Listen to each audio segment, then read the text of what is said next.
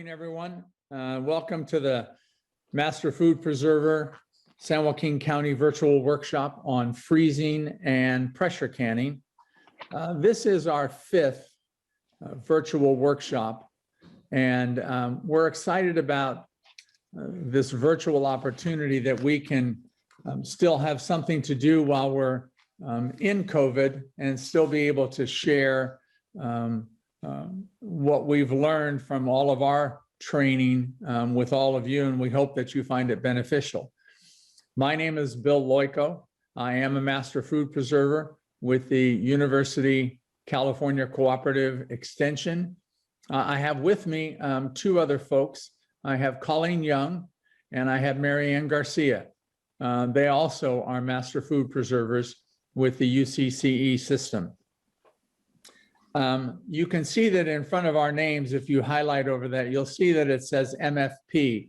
So today, when you have the opportunity to ask questions, one of us will be able to answer those questions for you, or we certainly will be able to go out and do the research necessary should we not be able to answer a question today. And every now and then somebody does come up with a question that we can't answer and we have some research we need to do. We prefer that if you have questions along the way, there are a couple of spots in Colleen's presentation on freezing and my presentation on pressure canning where you'll have an opportunity to ask questions. But really what we would prefer you do is enter your question in the chat room. And then that way, as we go along, you don't have to wait and remember what your question is later on. You can just ask it right away. And if Marianne can answer it for you, then she will. If not, during those little breaks that we have, she'll open up some questions that everybody might want to know so that we can then go ahead and answer those questions. So to give everybody an opportunity to get used to using their chat if they've never used the chat before, we'd like to know where everybody is from. So if you could in your chat, just go ahead and type in where you're from so that we can get an idea of the reach that we have today with these two topics. In the past, we see we got somebody from New Mexico. We've had as fun Canada. All right, great Canada. We've had some folks from Massachusetts. We've had folks from Brazil. I thought I saw the United Kingdom there. Yep. So we did. Nova Scotia. Wow. So we're excited about this opportunity to be able to reach beyond the borders and the confines of San Joaquin County. Next week, we will be sending out to you a link that will give you a copy of this recording, as well as give you a couple of other documents that may help you in your pressure canning and give you some resources that you can go to help you do your pressure canning and your freezing. At the end of the presentation, we include our email, and on our email page, there is a spot on there that says Ask a Master Food Preserver. You could always go there and ask us a question anytime you're doing some home preserving, and we'll get back to you as quickly as we can.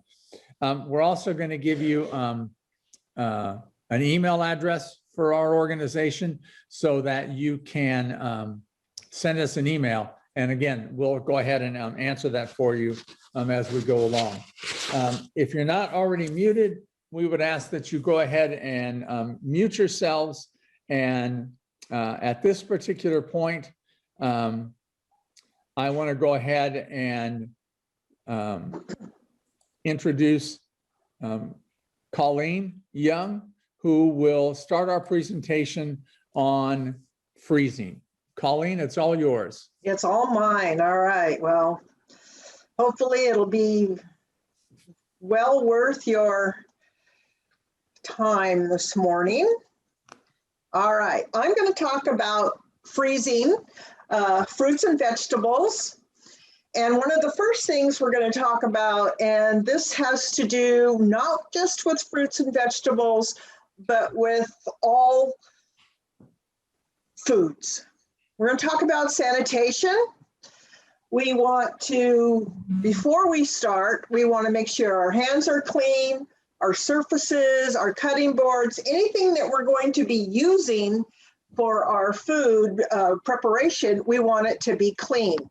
And I don't have on here the recipe for sanitation, and it's great to have a quart squirt bottle with water and a teaspoon of bleach.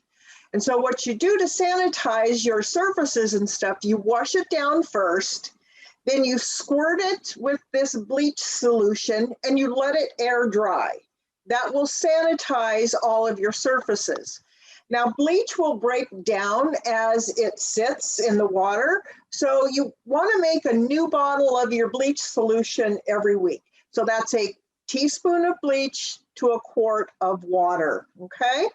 And just keep it under your sink, and you can use it to wipe up your surfaces every time before you start. I always do it before I start and when I'm done. When I'm cleaning up in the evening or when I'm doing my dishes, then I'll put the bleach solution on there again. Okay, different things will contaminate your produce.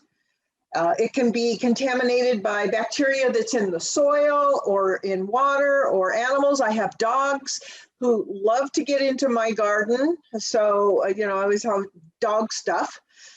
I always call it dog schmaltz. Kitchen surfaces. The reason that we wear an apron is not to keep our clothes clean. It's to keep our food clean and safe. Okay. So before we start with anything, after we've sanitized, we want to wash our fruits and vegetables. And it doesn't matter if they're from your garden or the grocery store or the farmer's market, your neighbor. Let's wash it. Just rinse it off. You can rub the surface, run it through under cold running water. Don't soak it, because the skin on fruits and vegetables is thin. And so the water will actually seep into the fruit and vegetables. So you might want to dry it with paper towel if it's still wet before you're using it. But you just want everything to be clean. If you're using, if you're going to cut up a cantaloupe or something with a rough skin, take a fingernail brush or something and kind of scrub it, because this stuff grows in the dirt. So you're going to get dirt inside the little nooks and crannies. So be careful about that. So I'm going to talk about freezing. And the question is why? Why freeze? Well, it's actually the simplest of all of the different kinds of food preparation. So it actually has the nutrition stays better. And it's usually the texture and stuff is better as well. So what doesn't happen is the freezing doesn't kill most of the microorganisms in your fruits and vegetables. So we're going to talk a little bit about what to do to keep that down, because you want your food to be as good going in and good coming out. So for best results, you want to use your fruits and vegetables when they're at their peak. So if you go to the farmer's market or something out of your garden and you pick it last week and it's in your refrigerator, it's not going to be at its freshest. So you're only going to get out the quality that you put in. When you are freezing, you want to do it in as small a package as possible. And that helps with two things. It helps with the speed in which your food will freeze, and it also allows your food to thaw faster, okay? You want to remove as much air as possible from your container, and you want to freeze it as quickly as possible. When you are freezing stuff and you're arranging your freezer, you want to put the older stuff on top. So don't take your new stuff that you've just frozen and put on top. You want to put that on the bottom and use the older stuff first. I always think about my grandmother who would freeze things for years. It was just her and my grandfather. They had a huge chest freezer. And every time I would go over there when my children were little, she would always give me stuff out of her freezer. Well, it could have been in there 1 year or 2 years or 5 years. I had no idea. She didn't date anything. And because I didn't want to hurt her feelings, I would just take it home. And the first stop I would make when I pulled into the driveway would be the garbage can, because everything she had tasted like freezer. So you don't want to do that. She spent a lot of time and effort to do that. And yet what the end product was, by the time she used it or gave it away, wasn't worth that time or effort. So old stuff first. Now, when you freeze something, you're going to have some textural changes because the water in the food will expand and it breaks up the cell walls. So when you defrost it, when you thaw it, it is going to be softer than when it went in. Frozen fruit is, if you're going to eat it like in a fruit salad or something, it's best to serve it a little bit frozen. You don't want it to be hard, but you want it to be firm. Not everything can be frozen successfully. That doesn't mean you can't freeze it. It just means that you probably won't like your results. Celery just breaks apart. Lettuce, of course, is just going to deteriorate. Once in a while, my refrigerator will freeze my lettuce and I just toss it. Tomatoes is something that actually freezes all right, but you're not going to get a product that you want to eat raw. So you don't want to freeze tomatoes and then hope to eat them on your hamburger or in a salad, because the texture is going to be, they're going to be soft and watery. But if you're going to cook with them, that's fine. They work great, okay? All right, so let's talk a little bit about containers. So what you want to do when you freeze something is you want your container to be solid enough so that it's not going to break. You want to save as much flavor and color as possible. You don't want to freeze in a big container, and I don't have a big container around with me. I like to use some bags, and we'll talk about that in a minute. And there's different kinds of bags. I like the freezer bags. You should not use storage bags. The freezer bags are thicker so that you don't get the moisture. They're more moisture barrier, so you don't want that. You also want something that's going to seal. These happen to be slides. You can also get just zip top bags, but you want them to seal well, okay? You don't want to freeze something and then put it in your freezer and then take it out and find that it has leaked. You want it to be resistant to oil, grease, water. You don't want to have it absorb freezer flavors and odors from in your refrigerator or from other products in your freezer. And you want to be able to write on it what it is and when you put it in, and we're going to talk about that, the labeling in just a minute. I want to go into a little more detail. So rigid containers are great if you have the room. They do take up a lot of room.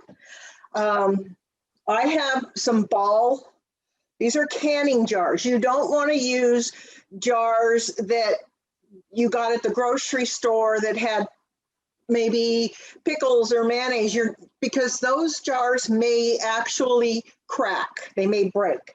I also have a nice plastic container. This is a heavy duty.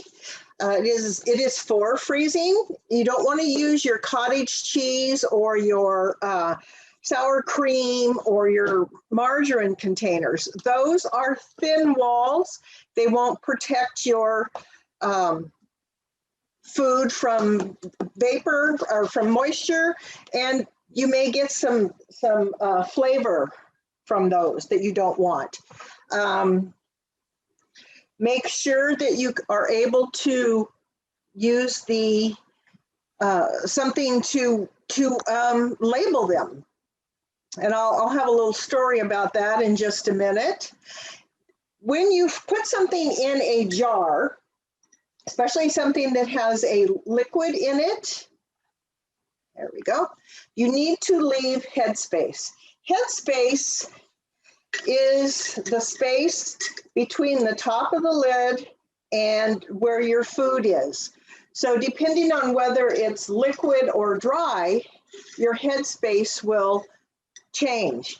One of my things, I have a jar of Meyer lemon curd, and the headspace on this, according to the recipe, is a 1/4 inch. I always do it a 1/2 inch just to be on the safe side. I've never had any problem, but I like to be sure that it's not going to break the jar. Okay. You'll notice that one of the things that is on the PowerPoint is that headspace for juice should be 1.5 inches. That's because your juice will expand and it will come up. When you're picking your jars, I want to mention this as well. I have 2 jars here. I have a wide mouth and I have a regular. You'll notice that they have a little shoulder on them. The wide mouth has a little one. The regular has a bigger one. If you're using a pint jar, the wide mouth does not have the shoulders. What happens when you freeze, it's going to expand, it's going to come up. If you are using a regular mouth, it's going to not only come up, but you're forcing it inward. It doesn't want to go inward. So stick with the wide mouth. Use these only if you absolutely need to. Okay, that's a good thing to consider, is the expansion of whatever it is you are using. All right. Here's some bags. These are different types of the freezer bags. Do not go to the dollar store and get your bags. They just aren't very good. And I've had them where when I've tried to zip them closed or try to open them up, the tops just come right off. So you don't want to do that. You're spending time and effort to do your freezing. You don't want to ruin it. Okay, whoops, going the wrong way here. I do a lot of vacuum packing in mine. And I like the ones that come in bags. You can get them in a roll, but you can also get bags. Here's one that has a great place for labeling. So you just put your information on here. The one thing that I like about the vacuum bags is I can reuse them. This had something in it and I cut the top off. I wash it really good, dry it, and then I can use it again. I can use it several times depending on how much or what I'm putting in here. One of the things that they mention is that vacuum bags are better for dry packs. We're going to talk about packs in just a moment, but I want to show you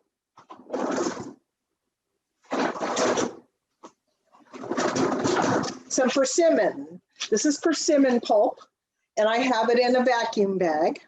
And what I do is I put it in the bag and I set it up in the freezer so that it's sitting straight up. So when I do that, when it's frozen, when it's very solid, I can run it through my vacuum sealer and it pulls all the air out. And if I can stack this in my freezer. You'll notice I have on here that it's 2 cups of persimmon pulp. And I did this in January of 19. That means I better use this pretty soon. But I know that 2 cups is what I use for my persimmon bread recipe. Now, if I had more than one recipe that I was going to use on this, I would put the recipe name on here. So then I know, okay, this is my persimmon bread recipe from Joe Schmo. And I would have just exactly what I need in here. Okay.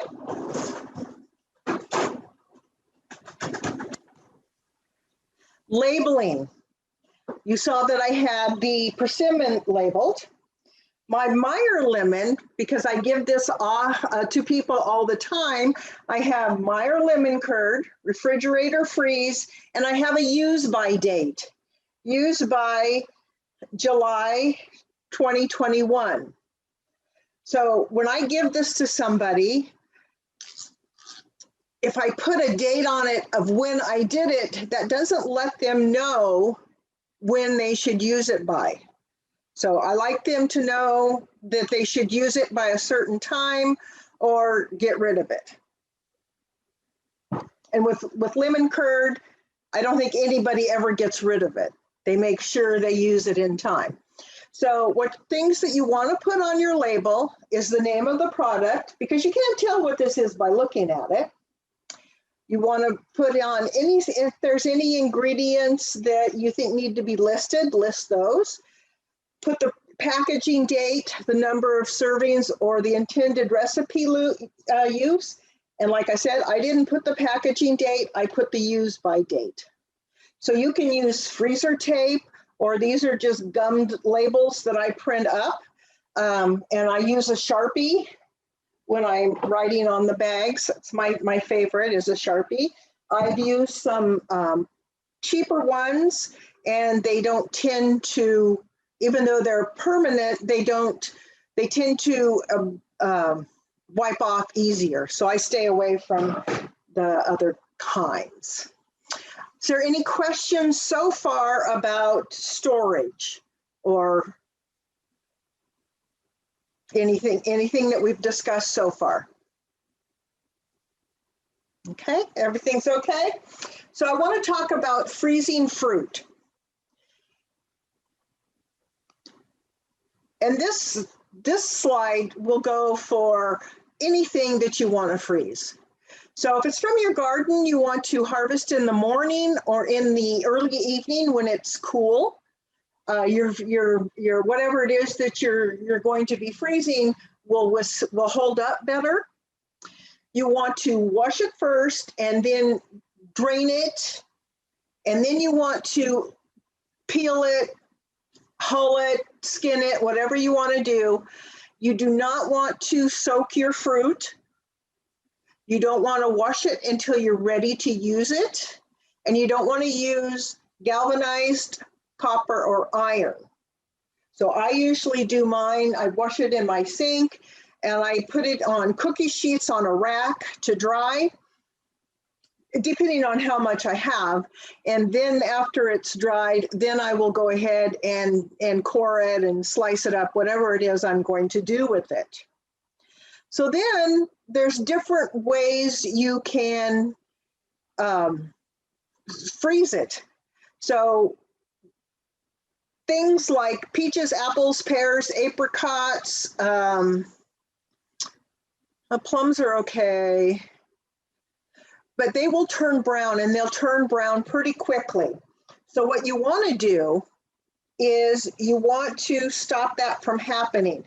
Here is a ball product. It's called Fruit Fresh, and it is absorbic acid. So what you do with this is you put some in water or you sprinkle it on whatever you're going to do. And then if you're putting it in water, you can dip your fruit in there, and that'll help it from turning brown. Another thing you can do is you can use citric acid. And there's instructions on here on how to do that. I think it's the same way. I don't remember.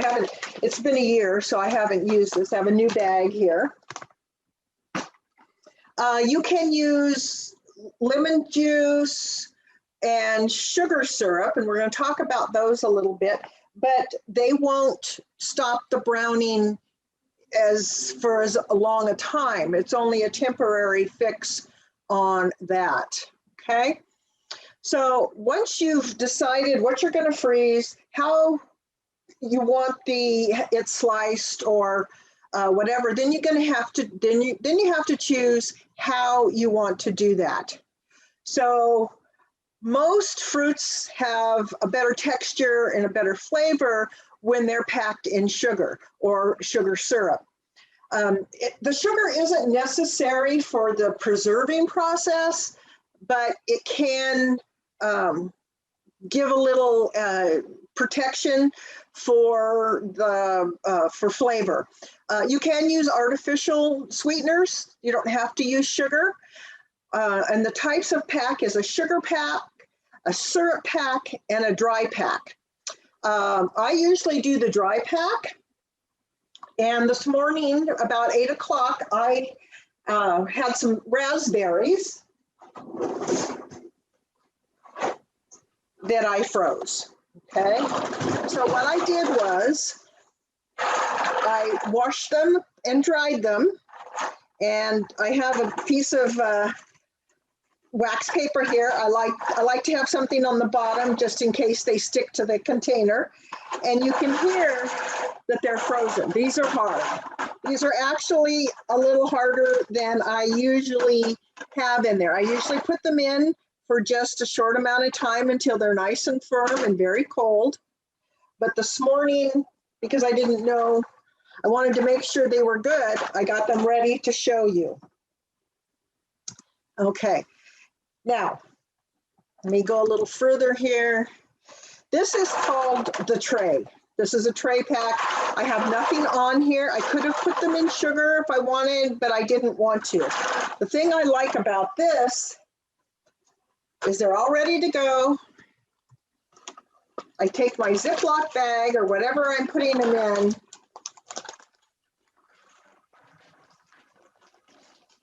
I put them in here, and they're not bunched, they're loose. So I can scoop out as much as I want and use them that way, okay? My dogs will clean up the two that I dropped. So another way to do it is to make a sugar syrup.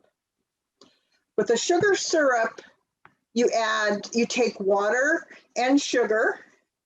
And when I do a sugar syrup, I usually do a light sugar syrup, which is, I'll use a cup of sugar to 4 cups of water. Then I'll add my fruit to that, and then I usually put it in a jar. So once I get it in here in the jar, I will crumble up a piece of parchment paper because you want to keep your fruit under the liquid. And then I'll put the lids on, I'll seal it, I'll put the label on, and then I will stick it in the freezer. One of the reasons I don't like to use a jar when I'm doing this is because it takes a long time for it to freeze all the way through. I like to do a flat container if at all possible. A sugar pack is when you put sugar on your fruit. So I could have done that with what I had here before I stuck it in the freezer, sprinkled it with sugar and mix it up very gently because you don't want to damage your fruit. The sugar will draw out juices, which dissolves the sugar. when I was a teenager, a preteen actually, we lived in Oregon, and we lived pretty close to a pick your own strawberry field. We went, there was a bunch of us kids. I think there was like 5 or 6 kids. We went and picked a bathtub full of strawberries. We took it home, cleaned them, and my mom did the sugar pack and put them in jars. Well, the problem is her intent was to have strawberries ready for 6 months. I think we ate all of the strawberries in 2 weeks. So consider how easy it is to eat them and how popular they're going to be. There we go. Okay. This is the, now for the tray pack, which is what I showed you, that is my favorite way. And I will slice up peaches. I have peach trees, so I'll slice them up. I have cherries, berries. I will put all of those and then use them in a dry bag so I can pick out just a cup of them if that's what I want. That is my favorite way to do that. The dry pack I showed you with my raspberries, and here's a good example of once you have your dry pack done, you can put it in the zip bag and take out as much as you need. One thing when I was doing my research that I found out was that if you do corn on the cob, it is not, you can get some of the cob flavor in the corn. So what they suggest you do if you want to do that is freeze your corn on the cob, take it out and cut the kernels off. It's suggested using an electric knife, and then putting your cut corn into your bags and using it that way. If you don't mind about the flavor that you might get from the cob, it's up to you. This picture here shows just the different kinds of vegetables chopped up, put on a tray, because you just want a single layer. You don't want to have too thick because it takes too long to freeze. And then I like to go in about half hour, 45 minutes, and give my tray a shake so that nothing sticks together, and then leave it in there again until it's solid. Okay. Now we're going to talk more about different vegetables. Again, you want your best quality that you can get. So you want to, if you're getting it from your garden, harvest in the morning or the early evening. If you're getting it from the farmer's market, I like to go in the morning and get the freshest produce. I don't usually buy a lot of produce from the grocery store. A lot of stuff that is shipped to the grocery store is harvested for durability, not necessarily for the quality of the flavor and that sort of thing. So then again, you want to clean it, dry it, remove any damaged pieces. And in this case, with vegetables, you want to blanch them. Okay. So what blanching is, or why we should blanch, is there's enzymes in vegetables just like in the fruit. Enzymes in vegetables are not destroyed, but they are slowed down with the freezing. So what happens if you don't blanch it, you're going to get some color change, you're going to get flavor change, the texture is going to change more, and you're going to have a greater loss of nutrients. So what blanching does is it protects those things. And it's very easy to do. Blanching is exposing your vegetables either to boiling water or steam. And there will be a link after this that you will be sent, and there's a list of a table that tells you how long to blanch your different vegetables depending on what they are. So for water blanching, this is probably the easiest. You want a pot big enough that if you don't have a steam pot like this one, then that you can put your steamer into it. One thing that I have used for both water and steam blanching is a tamale pot. That's what I have, so that's what I use. I fill it up, I put my steamer or the strainer in there, and then I put my lid on it.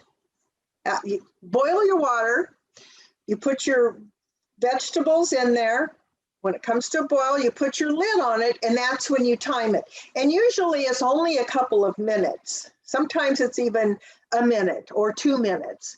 So then you take it out and you rush over to the sink, and I always have a sink full of ice water. And after it drains out real quickly, then I put my vegetables in the ice water. So the ice water stops the cooking because you're blanching, you're slowing down the enzymes. You are not cooking your vegetables. Okay, and and steam blanching is very similar. It takes a little longer. It says about a minute or 1.5 times longer than boiling. Again, you need a pot with a tight fitting lid, and you need a basket that holds food at least 3 inches above water. I don't have that, but like I said, I have my tamale pot, and it's got like 3 inches for water, so I can put a little bit of water in the bottom, put my insert in, and then I put my steamer on top of that. So then my food is well above the boiling water. You want only a single layer, put the lid on, and that's when you start timing. Just like with the water blanching, you start your timing when the lid is on. After your time is up, you take it and you again put it in the ice water because you're stopping the cook. You don't want it to cook. Now, there's another way, and that is microwave. Microwave is not recommended for blanching. It is, I don't know if you've ever defrosted anything or cooked something in the microwave, and it's very spotty. So you're going to get areas that overcook and areas that undercook. So you don't want to do that. So let's not the microwave blanching is not recommended. Here's the cooling. So again, you put it in, I usually use my sink. Here, this has a bowl, and you just plunge the vegetables in there until they are cool. Then you take them out and you drain them.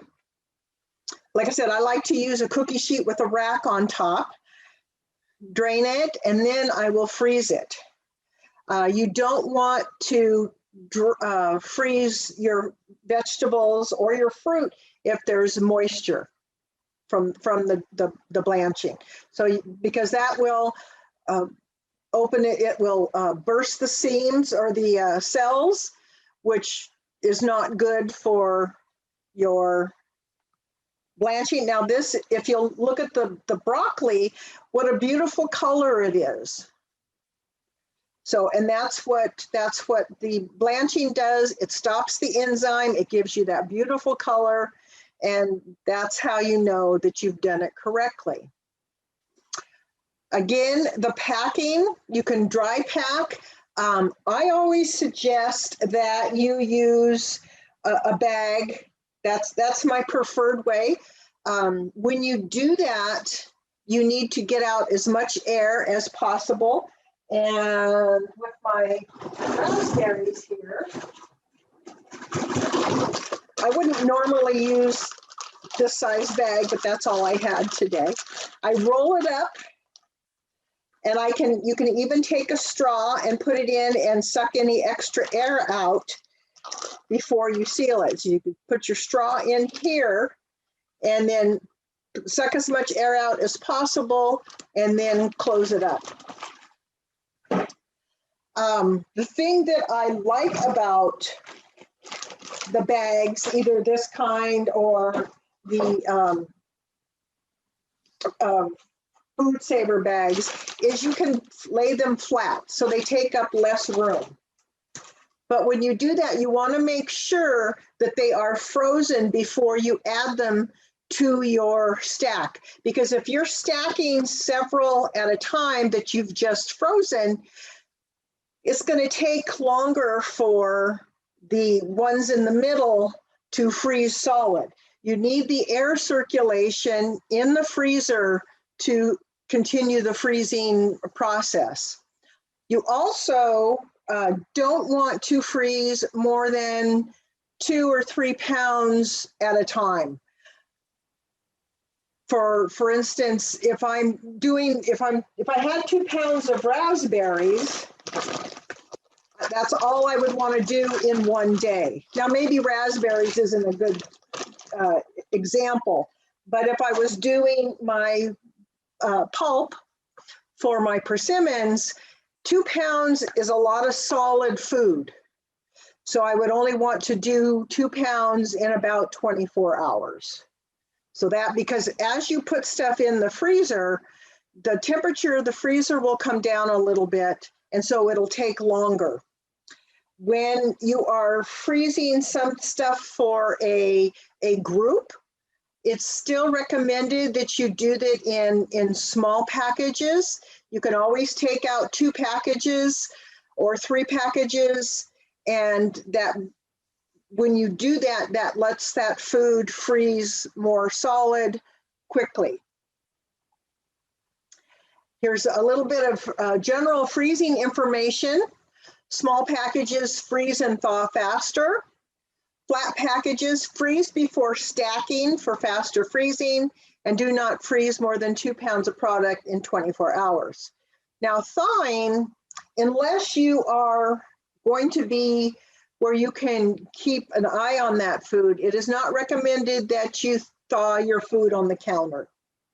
Refrigerator thawing takes the longest, and you also have to have advanced planning. So if I want to have something tomorrow that I have in the freezer, I better take it out today.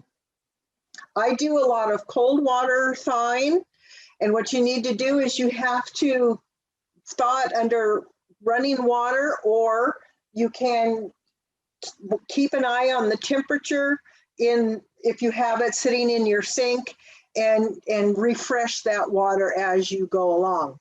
Microwave thawing is uneven, and if you're doing something like hamburger or something, some ground meat, it will start to cook. So if that's what if you're going to be using it in a sauce or something, that's fine. But if you're thawing some vegetables or some fruit for a pie, you don't want some of it to start to cook before you're ready for that. Okay. Colleen, yes. I have a couple questions that people have asked. Is this a good time? So one of the questions is the sucking the air out with the straw, is that sanitary enough to meet health department standards for donating food? I don't know that. Okay. I probably wouldn't if I was donating it. Okay. If it was loose like my berries, I would just try real hard to get as much air out as possible. There's really not much air in here. Okay. Okay. Okay. Okay. And then the second question is, why no more than 2 pounds in 2 hours when you're because your freezer is going to lose some of the coldness as you put stuff in the freezer, and it's going to take a while for that temperature to come back. And because it's, no matter what you freeze, what you're freezing, depending on how it's done. Let me see here what I have. Okay, I have a soup here, okay? Vegetable soup. It's going to take, once I put this in here, it's in the freezer, it's going to take quite a while for the middle to freeze. So you don't want your freezer to lose temperature while this is freezing. So that's why you want to limit what you're doing. When you can get it ready to freeze and put it in the refrigerator and keep it cold, and then just rotate as your stuff freezes solid, you can add more to your freezer, but you don't want to overtax your freezer. Was that answer the question? Yes, and you know what? I do have one more question. What do you do if when you the tray pack frozen fruit sticks, they stick together once they're bagged? So somebody's frozen it and it still sticks together afterwards. Well, and depending on what it is, sometimes it does that, but I just break it up with my hands. Okay. I haven't had the problem where everything sticks together. What I try to do is limit the amount of whatever it is I'm freezing into a package. But like this morning when I took these out, originally they were stuck to the pan. I just shook it up and had to kind of scrape a few of them off. Okay. Anything else? If I could add one thing to your fruit sticking together. Sure. The juicier the fruit, Yes.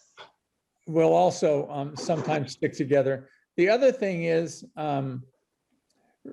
as you said, the speed with which your freezer freezes things, sometimes when you put them back in a bag and you've clumped them all together, you put them back and there is a slight defrosting that takes place. Okay.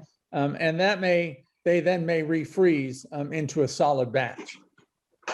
And the other thing I would add, Colleen, is that especially to the person that asked about the straw and donating, if you're freezing a lot of food and donating it to a nonprofit, I would invest in a vacuum sealer, and I would just vacuum seal, and that way it'll take out all the air out of the package that they're doing. If you're concerned about the safety aspects of donating frozen food. That's a good point, Bill. I use my vacuum sealer probably more than any other any of the bags or the jars. I find the jars take up too much room in my freezer, though I will say when I am freezing something in a jar, I use lids that I've already used for canning, because I can't use them for canning again, but I can clean them up and use them for a lid in my freezer. I do have another question here. Do you have a suggestion for a good vacuum sealer? She's had some issues with overheating. Oh, I've had 3, 2 of which I bought at yard sales and used them until they died on me. Mine have all been food savers. Okay. So it's the only one that I'm familiar with. This one's a little fancier than any other model I've had, but I just got it at Costco, I think. And I've never had a problem. At the Master Fruit problem that I Preserve. have had is that depending on what I am sealing, if I don't make sure that there's no residue on the inside when I seal it, sometimes it won't seal real well and I'll get some air in there. But that's the only problem I've ever had. And that's user error. If I could add one more suggestion to that. In our organization, we do use the Food Saver brand. There are several brands that are there, and I don't want to say you have to experiment with the brands, but I would also say you should really look at your Food Saver and what you might use it for. While this is a discussion on freezing, we also use our Food Saver at Master Food Preservers to take the air out of a jar that contains dehydrated food. So you can use it for your breadcrumbs or your dried fruit. And that way, every time you open the jar, you have the ability then to reseal it again back to a vacuum seal, which preserves your dehydrated foods a little bit longer. So think about what you might need a Food Saver for, where you might want a real vacuum, and then go ahead and buy the one you want. If you're just going to use it to freeze bags to put in the refrigerator, that's one version. If you want to use it on dehydrated foods and storing in jars, you need another attachment. Yeah. Yeah, which my new one has, I just haven't used it yet. I've always just used them for freezing the bags to put in my freezer, sealing the bags to put in my freezer. Okay. If there aren't any more questions, I'm going to pass it over to Bill. Well, thank you very much. Thank you Okay. very much. And I'm going to ask you to hold for 1 second. Sure. I could sing or dance, but I'm not very good at either of those. So I do appreciate all of you coming, and I hope you're learning something from our presentations. And if you have suggestions for presentations, go ahead and put them in the chat. You know what? There is one more question here. Oh, about, sure. You know, it says, "Oh, good point on that with the dehydrated foods." Do you have any other suggestions? Oh, excuse me. Here it is. Are there special rules for dehydrating foods? That was a presentation that we did previously. Last month. If you will send us your email address as a question, we can always forward you that link. I can also post that to our website as a document so that you can download it from there. Yes, that was an absolute excellent presentation. And then Colleen, if you would unshare your screen. Yep, I will do that. Great.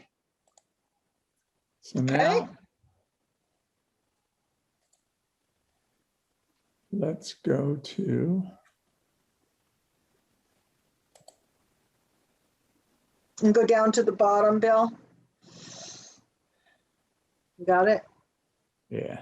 Oh, yeah, there you go. Okay. All right. So thank you, Colleen. Thank you for that. And thank everybody for your great questions. We did write some of those down as well, but we're also going to have a chance to go back and look at them again and make sure that we've answered them for you all along the way. So now we get to talk a little bit about the art of pressure canning. And I seem to be the one in our group that gets to talk about pressure canning. And I think it's really because there aren't a lot of people who pressure can. And it really is a talent and a skill. Takes a little bit more effort than just doing water bath canning or steam canning or dehydrating or freezing. There is some stuff you need to be concerned with when you are doing pressure canning. The one thing that that I always want folks to remember is to think about, why would you want to pressure can something? And I don't say that as I don't want you to pressure can, but I want you to really think about why you would pressure can something. Clearly, if you have a tiny freezer space, then you need to find a different way to store something that might need to be pressure canned or to be frozen. For an example, if you make soups or sauces, you might pressure can them because then they become shelf stable, as opposed to pressure canning or excuse me, freezing them. If you have a small freezer, there's not a whole lot you can put in your freezer. We have a small freezer here, and there's not a lot of room. Once it's filled up with lemon curd, there's not a whole lot of room for anything else. The other thing to think about is what you want to freeze, or excuse me, what you want to pressure can, and then what you would use it for, and how long you would use it for. One of the articles that we will be sending you comes from the Pacific Northwest. And in the Pacific Northwest, salmon is abundant, as is a lot of wild game. And there are ways in which you can preserve wild game and salmon and do it under pressure canning. And it's a little bit different. But the ultimate issue with pressure canning is that whatever you're putting into a jar is going to come out cooked for the most part. Because, for an example, with chicken, you're putting it in a jar, you're putting it in under pressure, and then you're raising that because of the pressure. The temperature goes up to north of 240 degrees, and then it stays there for 60 minutes. So if you can imagine anything that you might put into a jar and then put under 11 pounds of pressure at 240 degrees, it's going to be cooked. So it's got to be something that's going to be pretty solid, that's going to maintain its shape and its flavor. And we're going to talk to you about that and how you can do that well.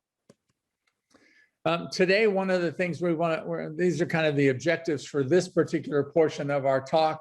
We want to talk about botulism. It comes from a bacteria called Clostridium botulitum. We'll talk about that and why that's important. We're going to talk about how to identify low acid foods, which are the items that need to be pressure canned. We're going to explain why they need pressure canning. We're going to talk about canner types. We're going to talk about how to use a pressure canner properly. And then when you get this recording, you're also going to be able to get some handouts that are going to have some recipes in there for you, so that if you want to try some of the things that have been tested before, you can try your hand at it. So in this particular slide, why and when to use a pressure canner. And it's all about the pH. And the pH tells us whether something is high in acid or high in alkalinity. And when it comes to home food preservation, it's all about the acid. And so the pH of an item needs to be 4.6 or less for you to be able to do boiling water bath processing or steam canner processing. And that's why all of your jams and your jellies and your sliced fruits, they can all be done in a boiling water bath processing method or a steam canner processing method, because they already have an acid content. Some items, like tomatoes, they're right on the border of 4.6. And so one of the things that recipes will ask you to do is add lemon juice or add a lime juice. And what that does is that raises the acidity, it lowers the pH, raising the acidity, and then you can use those processes. But on the chart, you'll see that all of the vegetables and meats, legumes such as beans, or any combination of those things means that you have to use a pressure canning method.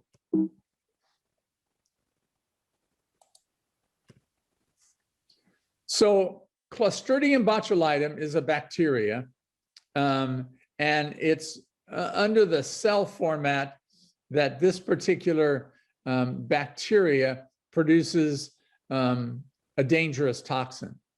It is invisible, it's odorless, and it's tasteless, so you don't know whether or not something you have canned actually has the botulism toxin. It's one of the reasons why through all of our slides and all of our presentations, we ask you to use research-based recipes. And those research-based recipes are done in such a way as to eliminate the opportunity for botulism. I'm not going to tell you any horror stories today because we don't want to scare you and have you all run off and say, I'm not going to do pressure canning. But it is important to know that botulism is out there, and we hear about cases about it in the newspaper and on the news all the time. The symptoms, should you have exposure to the toxin, difficulty swallowing, muscle weakness, double vision or blurry vision, your speech will be slurred, and even some paralysis. Botulism can be fatal. It can also cause blindness or even more permanent paralysis. So it's important that you use research-based recipes. The Clostridium botulinum is everywhere. It's in the very dirt that we walk on.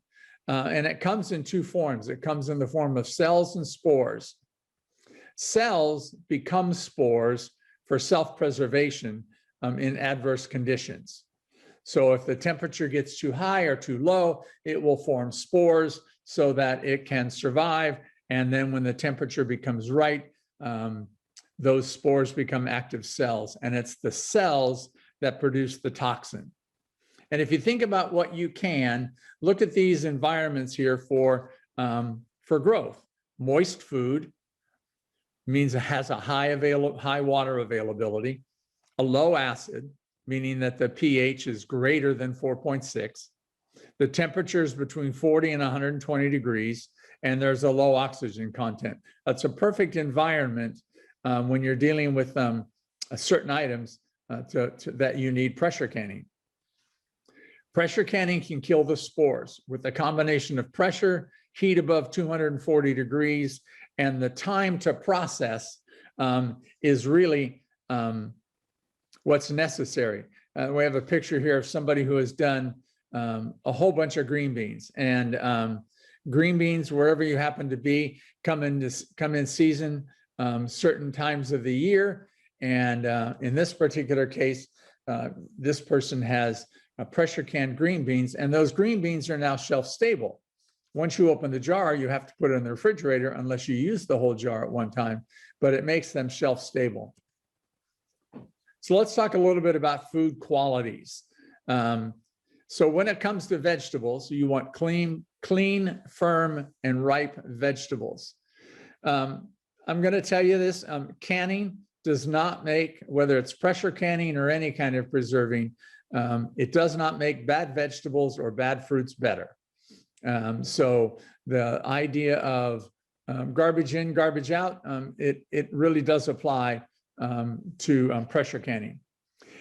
It's actually, even though it says firm and ripe, if you can get your vegetables slightly immature, then that's going to give them a little more sturdiness to withstand the pressure and the heat.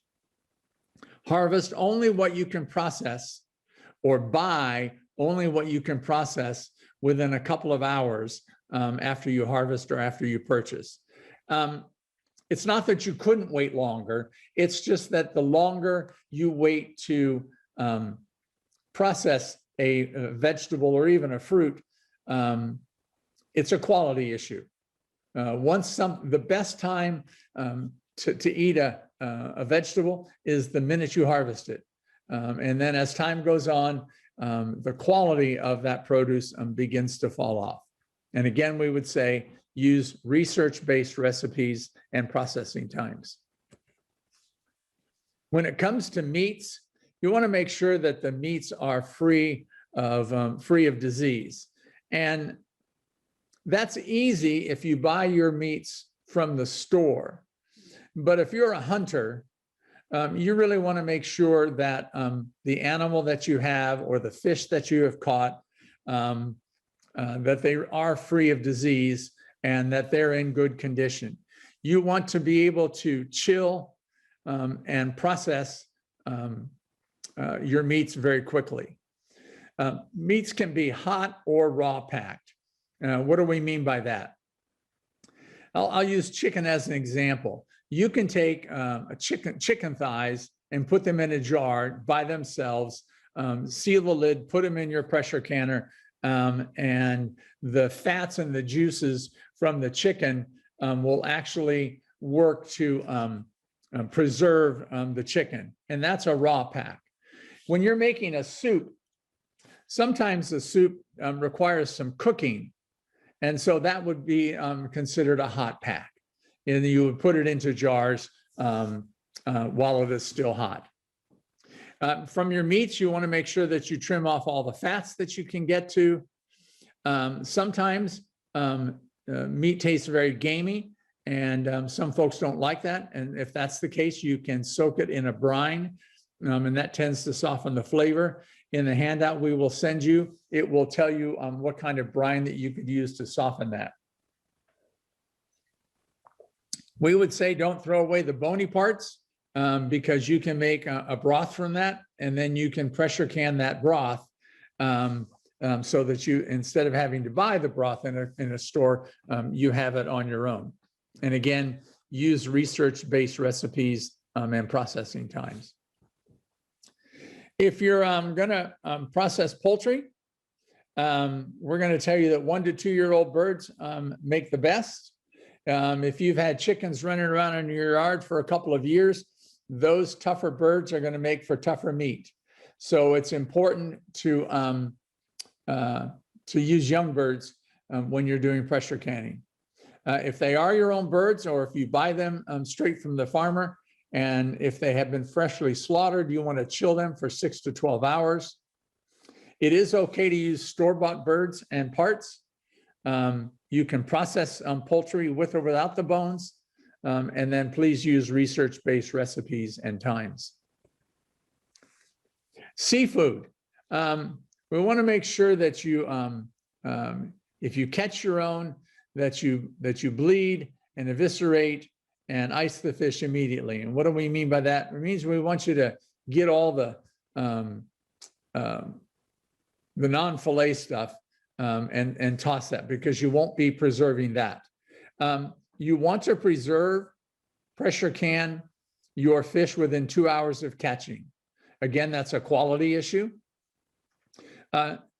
You want to, and when we talk about bleed, eviscerate, and ice immediately, you do want, if you go on a trip, salmon fishing trip, they will do that for you. And when I used to travel for work, I would fly into the Sacramento airport, and when it was salmon season, you could see men coming back from an Alaska trip, and they just had boxes and boxes and boxes of iced fish from their trip. You want to process your fish within 2 days.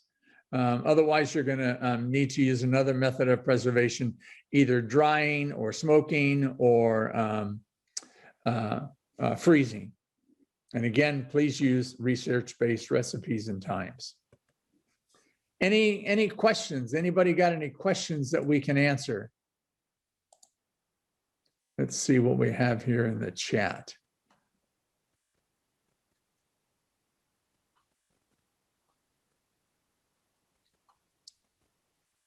Well, we don't see any, so we will continue on. Oops. So what is a pressure canner and what is not? So what's on the slide here in front of you are pressure cookers, not pressure canners. Especially the one on the right. It's become a real popular item, and that's the Instapot. And an Instapot is not a pressure canner. An Instapot is a pressure cooker. The difference from a cooker and a canner is that the canner cannot achieve the right kind of pressure necessary to get the temperature above 240 degrees. Here's the dial on an Instapot. And as you can see, there are lots of things that you can cook under pressure, but there aren't things that you can preserve in an Instapot or in a pressure cooker. So what's a pressure canner? So a pressure canner should have the ability to hold at least 4-quart jars. If you look at a box, it may say 23 quarts. That's not the same thing.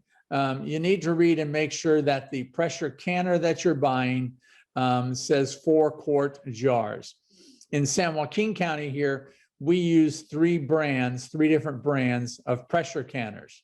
All of them work.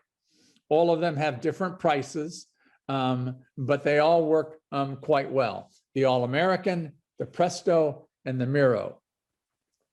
And the Miro that we use has the ability to stack items so that there's a tray on the bottom, you put a bottom layer in, you put another rack on top, and you can set another layer of items that you want to process so that you could actually process more with the Miro that we have. Here is a picture of an All-American. It is a heavy-duty, heavy-grade aluminum.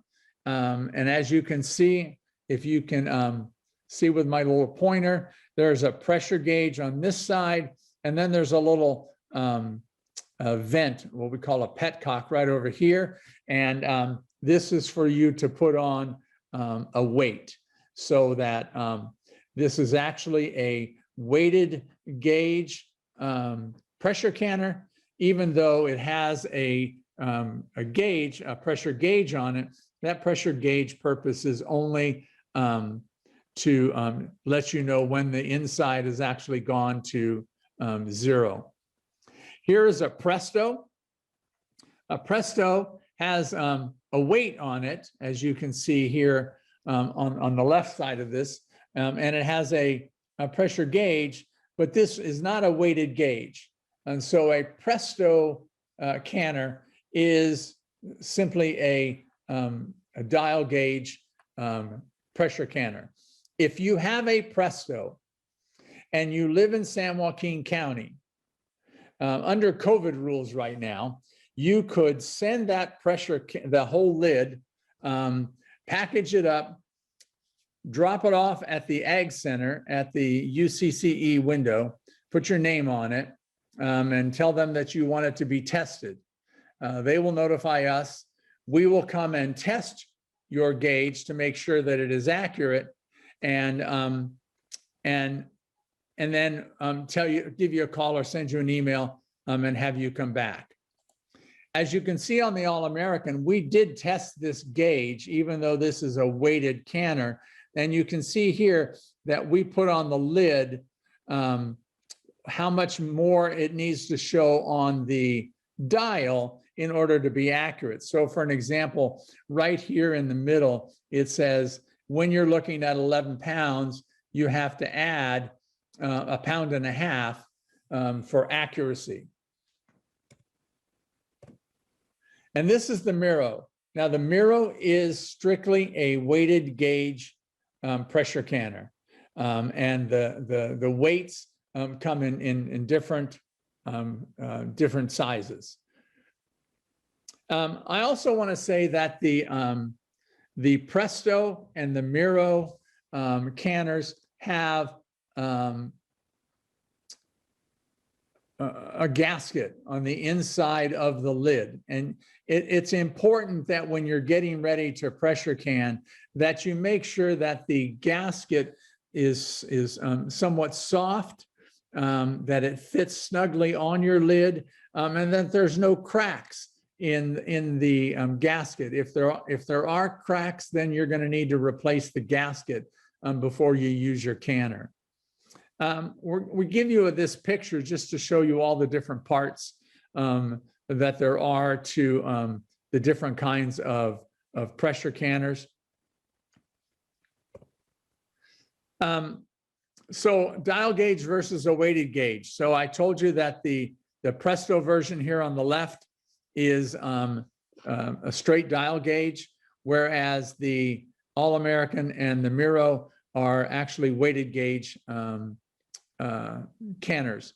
And there's no difference in the quality of canning that exists between a weighted gauge or a pressure gauge. It really depends on your own preference. This on the left is the weighted gauge for the All-American. As you can see, it is one gauge that has 3 different places where you would put that gauge to give you the kind of weight that you want. On the right-hand side is the Miro pressure weights, and those weights come in 5, 10, and 15-pound weights. Depending on where you live, depending on your altitude, you need to change either the weighted gauge or the dial gauge, depending on where you live. If you're at sea level up to 1,000 feet, you're going to use a 10-pound weight and an 11-pound on your dial gauge. If you live above 10,000 feet and you're using a weighted gauge, it's always going to be 15. And you can see the graduated dial gauge, the graduated pressure along the way.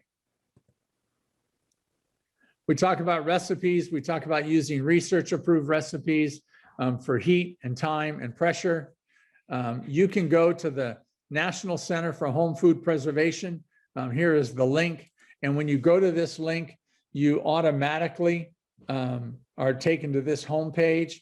And when you go to can, you can go down here to preparing, canning meats and seafoods. And then what you get is you get a very long list of all the things that you might want to process. There is a recipe for smoked fish. And here's a recipe from the University of Alaska on how to can fish into quart jars. You could Google for something. When you Google for a recipe, we would ask that you look for the recipes and the links that are available to you that have edu at the end of it. What that tells you is it came from a university and that recipe has been tested for accuracy and for safeness. Another place that you can go to is the freshpreserving.com, which comes from the Ball Company. Any questions that we can answer at this particular time? Bill, I do have a few questions from our chat room. Okay. Okay, the first one is, if the fish was in the freezer, can you can it later? There's that I don't know.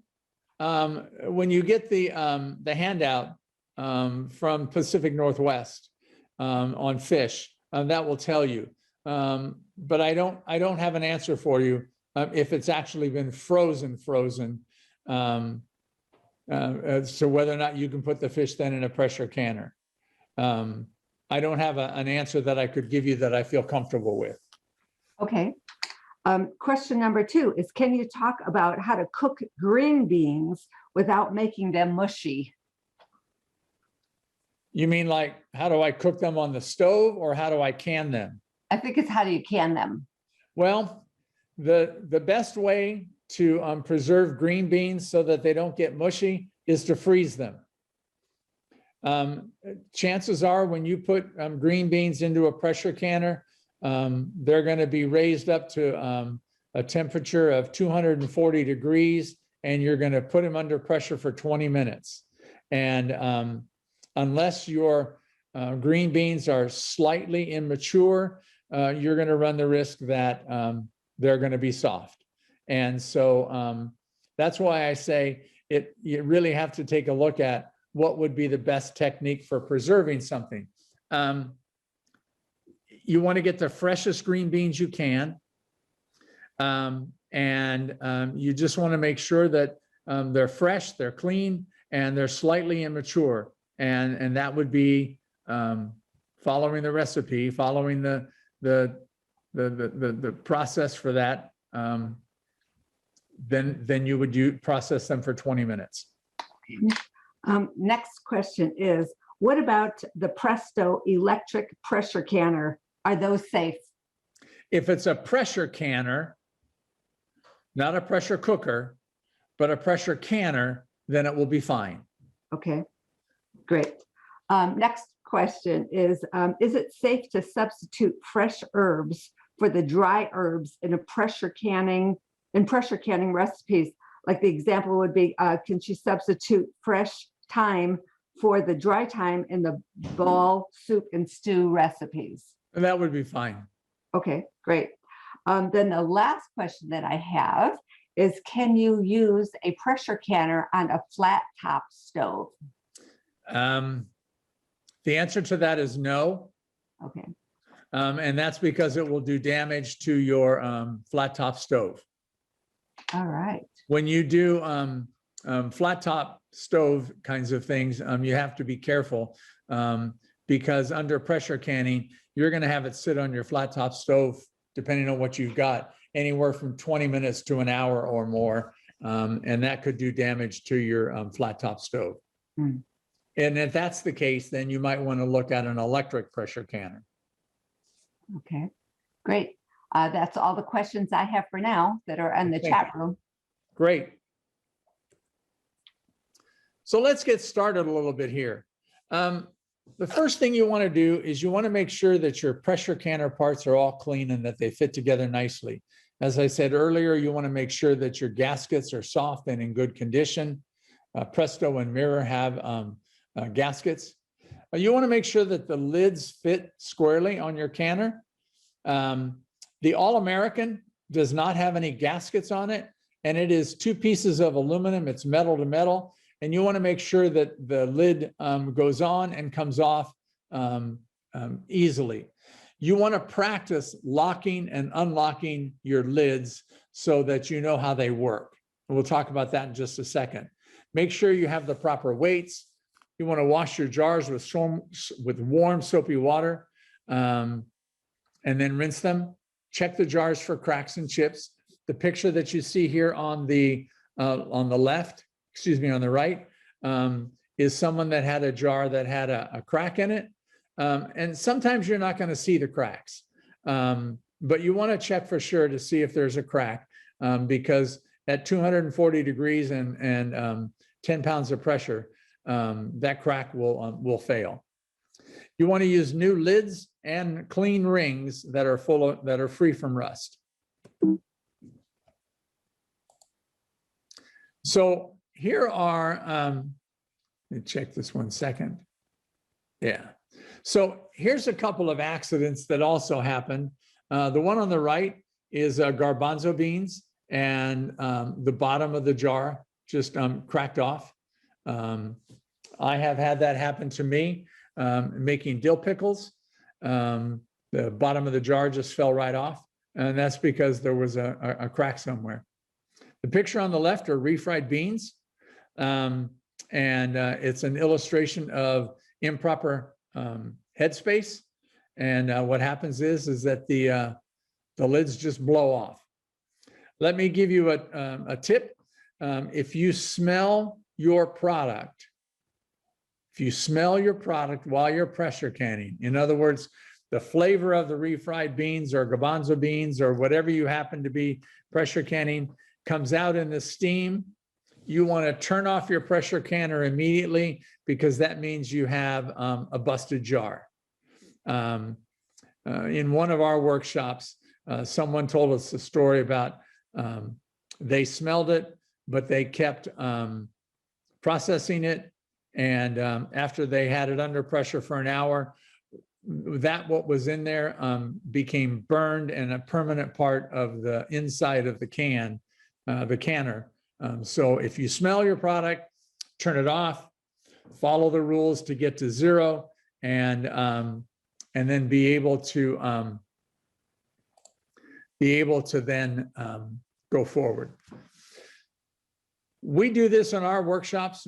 We read the recipe, and then we make sure we have all of our ingredients with us, and then we read the recipe again. You really want to make sure that you have everything you need, and you want to make sure that your recipe, that you understand what your recipe requires you to do. We give you this as just a quick kind of a cheat sheet for the steps you need to do in getting ready for pressure canning. You want to make sure you've done whatever you need to do to process or prepare your food and your jars. You want to heat your water. If you're going to hot pack things, you can let the water get up to 180 degrees. If you're going to raw pack, you want it to get to 140 degrees. And so that heating and those water temperatures are done, as you can see, before you put the jars in your canner. Place the jars in the canner, put the lid on without the weight, vent your canner for 10 full minutes, then put the weight on. Now the pressure is beginning, and when your weight begins to jiggle or your dial tells you that you're at the right pressure, then you can start your processing time. When you've reached the right processing time, turn the heat off, let it drop to 0 by itself, then take the weight off, then let it cool another 10 minutes, then take the lid off, and then remove the jars. So let's just go through some of these quick steps real quickly. You want to put 2 to 3 inches of water in your pressure canner. And it may need to be more than 2 to 3 inches if you're going to have a long processing time. As I said, chicken takes 60 to 75 minutes, and fish can take up to 160 minutes. If you only have 2 to 3 inches of water boiling in your canner, you're going to run out of water. So you're going to need to put more water in if you're doing something other than vegetables. Fill the jars with product. Be sure to leave the correct headspace so you don't have a refried bean accident inside your canner. And you want to wipe the rims of the jar, especially if you're processing meats. Wipe the rim of the jar with a paper towel, clean paper towel, and vinegar, as vinegar cuts the grease. And this will remove the grease so that when the processing is finished, there will be a nice tight seal on your jar. If for some reason it didn't seal, you have an opportunity to either reprocess it within 24 hours or put it in the refrigerator and eat it soon. But if you think about any of the 3 items that we have in the example above, if the jar didn't seal, you're not going to want to put your string beans back in for another 20 minutes. You're certainly not going to want to cook your fish or your chicken for 90 to 160 minutes. So you place the jars in the canner and be sure to allow some space in between the jars. And then fasten the canner lids securely. As I said earlier, you want to practice putting your lids on so that you know how that they lock in place. I will tell you that the one in the middle, which is the Presto, and the one on the right, which is the Miro, the locking mechanism is in the handle. There's a little knob that comes down and they lock in place in the handles. The All-American, once you put the lid on, then you have these 7 little black handles here that you tighten. And if you remember from driver ed courses, it's like putting the lug nuts back on your tire. You start in one and you go in a star pattern back and forth so that you get even pressure along the way. Turn your heat on at a high setting, vent the canner for 10 minutes, and that's a steady stream of steam, not a sporadic one, but a steady stream of steam. This ensures that the canner is full of steam and that the air is drawn out. Air does not get as hot as steam. And so you want to make sure that you have the right heat when you're pressure canning. Pressurize your canner by adding the proper weight, and then start the timing when you either have the correct pressure on your gauge or that your weight begins to jiggle. So here's what I mean by steady stream. As you can hear the steady stream, and in a second you'll see that there is a piece of paper, and you'll see that the steam forces that piece of paper upward constantly. There's no release in that steam. And in the reflection on this particular canner, you can see that there is a steady stream coming out of this canner. And so you would let that happen for 10 minutes. And then after 10 minutes, you would add the weight. And so this is a Miro canner. And in this particular case, it has a 10-pound weight on it. And you want to start the timing of your processing when the weight begins to jiggle. And this is what a jiggle looks like. And it will do that. It should do that at least once every minute. And that way, you know, you have the proper pressure and that you're that everything on the inside is going well. But one thing I want to tell you, that pressure canning is not like water bath canning. You know, when you're doing your jams and jellies, you put them in the canner, you boil, and when the water reaches boiling, you start your timer, and then you could go off for the 10 minutes and go do something else. You can't do that with pressure canning, because you have to make sure that you have the right pressure or that your weight jiggles at a regular basis. If it loses pressure and you're not getting the jiggles, or the pressure is at too low, then you have to regain that pressure, and then you have to start all over again. So if you're halfway through canning your green beans, you have to raise the pressure back up again and then start the timing all over. And what you may find is that you cooked your green beans for maybe 30 minutes or so because you didn't make sure you had the proper pressure. When the time for pressure canning, has been completed, you want to turn off the heat and let the canner cool down unassisted to a 0 pressure. And what do I mean by unassisted? Don't remove the weight from the top of your canner and allow the steam to vent out at a rapid rate. That's called forced cooling. And as you can see in the picture here, under normal cooling, the pressure in the jar and the pressure outside begins to stabilize as it goes down to 0. If you go into forced cooling, the pressure goes away from the jar and the pressure in the jar all spills out, and it's not what you want it to be. I actually wanted to see what that looked like. And so I did pressure can some carrots once, and I pulled off the weight and allowed it to rapidly cool down till it got to 0. And then I followed everything else. I opened up the canner, and what I found is I had 6 jars of carrots with absolutely no liquid in them. I know. So it's important that you don't help your canner cool down. When the pressure has reached 0, then you can remove the weight or open the petcock.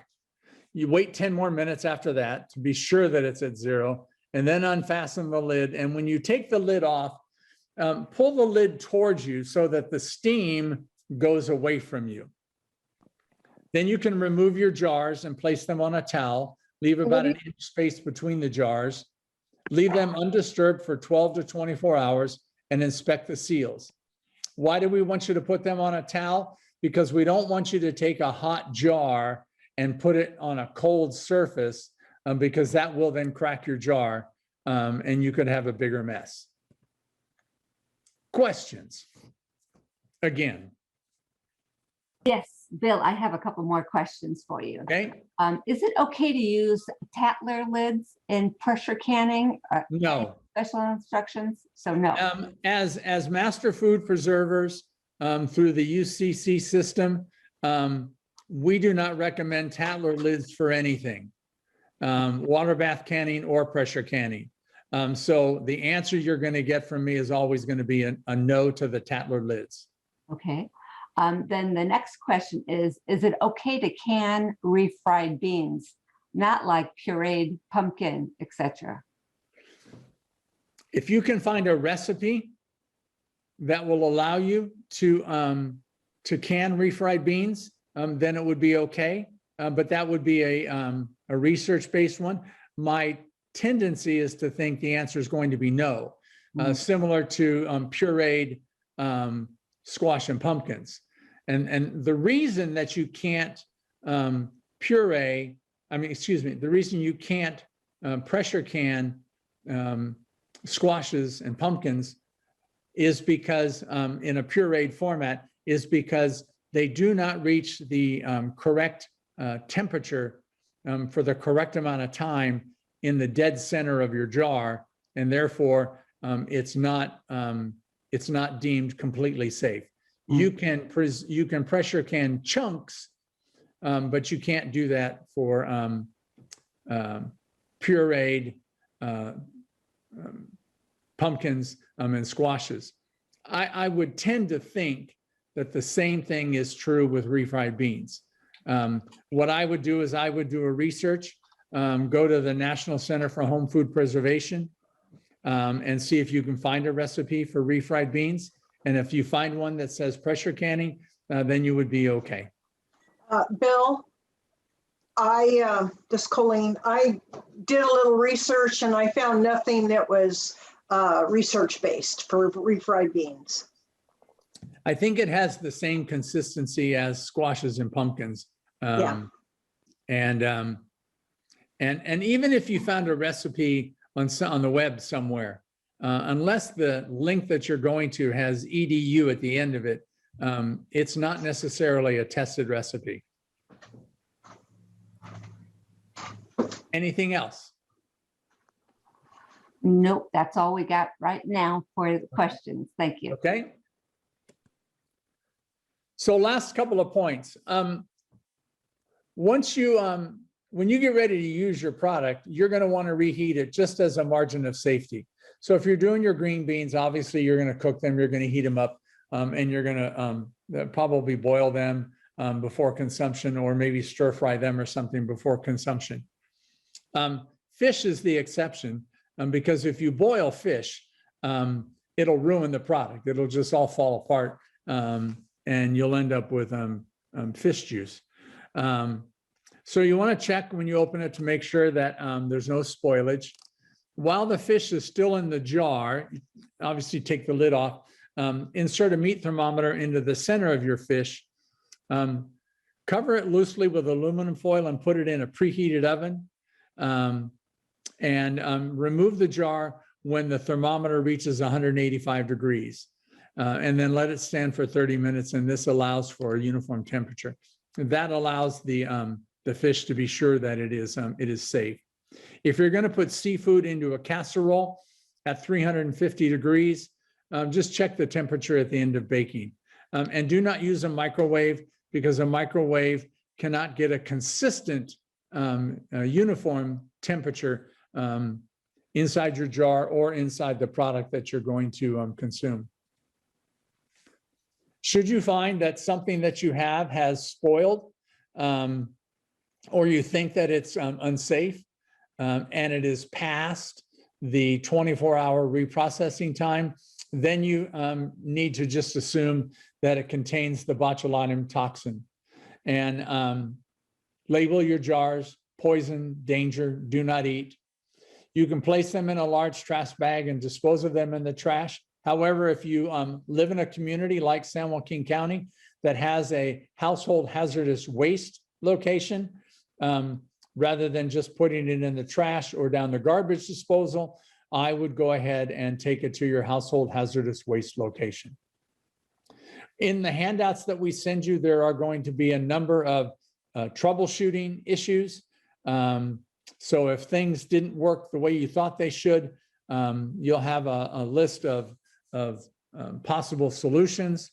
Again, you're going to be able to get our email address and our website should you come up with a question that you can't find an answer to on your own. Please feel free to contact us. And this would be my last time to find out, does anybody have any questions? Okay, Bill, I do have one more question that came in. If something needs to be reprocessed, can you just put them back in the canner? You can, but you're going to need to change out the lid.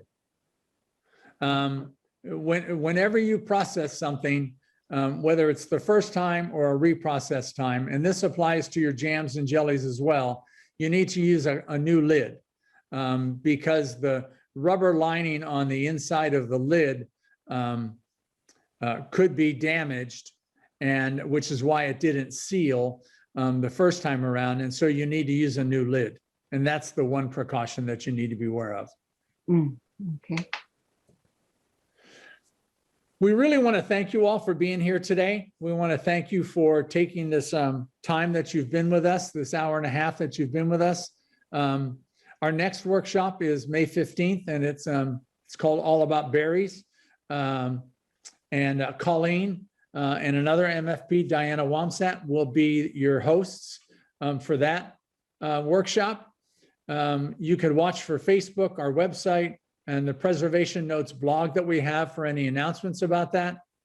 When we send you the copy of the video along with handouts, we will be able to give you a way in which you can connect up to our Preservation Notes blog, where we have timely information about seasonal items that you may want to can or preserve in a certain way. So sign up for our blog for timely preservation. Also, when you get this recording, you'll see here is our email address and here is our website, and those will be available to you all so that should you have questions, please feel free to give us a call. And with that, thank you all very much. It's been a pleasure to help you today, and hope you have a good time with your freezing and a good with pressure canning preserving. Thank you very much and have a great week.